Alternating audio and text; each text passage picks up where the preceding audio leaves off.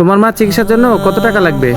Uncle, ডাক্তারে বলছে আমার মাকে বাঁচানোর জন্য 50,000 টাকা লাগবে, কিন্তু আমি এতগুলো টাকা কিভাবে ম্যানেজ করব? আচ্ছা মামুনি, তুমি চিন্তা করো না।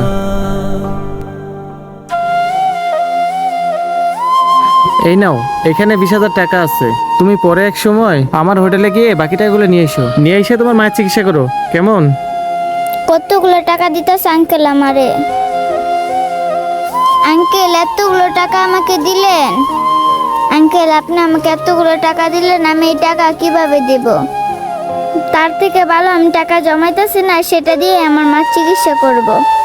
না মামুনি, এই টাকাগুলো তোমার আর দিতে হবে না। এই টাকাগুলো দিয়ে তুমি তোমার মায়ের চিকিৎসা করো, কেমন? আঙ্কেল, আপনি সত্যি বলতেছেন? এই টাকাগুলো দিয়ে তুমি তোমার মায়ের চিকিৎসা করো। এখন আমি যাই, আমার কাজ আছে, পরে এক সময় এসে দেখা করব।